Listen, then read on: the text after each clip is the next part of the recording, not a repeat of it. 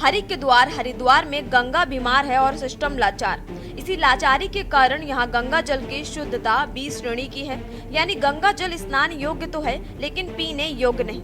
गंगा जल की मासिक गुणवत्ता मापने वाले उत्तराखंड प्रदूषण नियंत्रण बोर्ड की रिपोर्ट यह बता सामने आई है। हाँ, इस बात पर हम जरूर संतोष कर सकते हैं कि हरिद्वार में गंगा जल की घुलनशील अपशिष्ट, फीकल कोलिफॉर्म मलमूत्र और घुलनशील ऑक्सीजन बायोकेमिकल ऑक्सीजन डिमांड का स्तर मानक के अनुरूप है। पीसीबी का यह भी कहना है कि गंगा जल सहित सभी नदियों के जल को पीने योग्य बनाने के लिए उसका ट्रीटमेंट करना अति आवश्यक होता है। इसलिए हरिद्वार में गंगा जल का पीने योग्य होना अनुचित नहीं है। अगर हम डेटा को देखें तो अगर हमें फीकल कोलिफॉर्म की बात करूं, माना फीकल कोलिफॉर्म की अधिकतम जो मात्रा है वो 500 MPN है, जो हमको मतलब जो मानक है निर्धारित के। और अगर हम अपने अनुश्रवण का डेटा देखें तो वैल्यू जो है वो 50 से लेकर 120 MPN प्रति 100 ml है। कहने का तात्पर्य है कि जो अनुश्रवण में जो मात्रा निकली है वो मानकों से काफी नीचे है। सो इस प्रकार से गंगा नदी की जो जल गुणवत्ता है वो 20 श्रेणी की है। दरअसल हरिद्वार में गंगा जल में घुलनशील अपशिष्ट की मात्रा इतनी अधिक नहीं है कि वह गंगा जल के जलीय जंतुओं के खतरा बन जाए।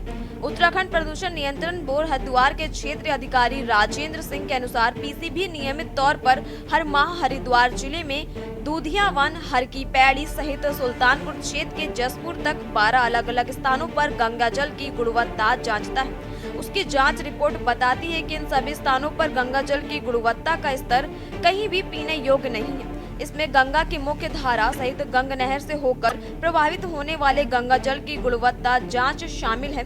गंग नहर से होकर प्रभावित हो रहा गंगा जल कई स्थानों पर गंगा की मुख्य धारा में समाहित हो जाता है। देखिए, सरकारी दावे अपनी जगह पे ठीक होंगे, क्योंकि उन्होंने अधिकांश जगह जब भी कोई लोग डेटा लेते हैं, प्रदूषण के पानी की जांच करते हैं, या उस स्थान पर करते हैं तुरंत जहां पर नदी में इन प्रदूषित नालों का पानी गिर रहा है। तो उसके आसपास के मैंने आपको कहा कि लगभग 500 मीटर से 1 किलोमीटर का जो क्षेत्र होगा उसका पानी पीने योग्य नहीं रहेगा और नहाने धोने योग्य भी नहीं रहेगा। और उसके बाद वो पानी धीरे धीरे नॉर्मल होता चला जाता है और उसको आप घरेलू उपयोग में ला सकते हैं। वहीं हकीकत की बात करें तो हरिद्वार में हर की पैड़ी समेत 12 स्थानों पर गंगा के पानी की गुणवत्ता 20 श्रेणी तक गिर गई है। इस गिरावट के मायने ये हैं कि गंगा जल को बिना ट्रीटमेंट को पिया नहीं जा सकता। हालांकि गंगा स्नान करने से कोई खतरा नहीं है। विशेषज्ञों का मानना है कि गंगा के पानी की गुणवत्ता में सुधार हो सकता है, क्योंकि यह नीचे की ओर बहती है। यह देखते हुए कि परीक्षण आमतौर पर उन स्थानों के पास आयोजित किए जाते हैं जहां सीवेज और औद्योगिक अपशिष्ट जैसे प्रदूषक नदी में मिलते हैं। अगर हम डेटा को देखें तो अगर हमें फीकल कोलिफॉर्म की बात करूं, माना फीकल कोलिफॉर्म की अधिकतम जो मात्रा है वो 500 MPN है, जो हमको मतलब जो मानक है निर्धारित के। और अगर हम अपने अनुश्रवण का डेटा देखें तो वैल्यू जो है वो 50 से लेकर 120 MPN प्रति 100 ml है। कहने का तात्पर्य है कि जो अनुश्रवण में जो मात्रा निकली है वो मानकों से काफी नीचे है। सो इस प्रकार से गंगा नदी की जो जल गुणवत्ता है वो 20 श्रेणी की है।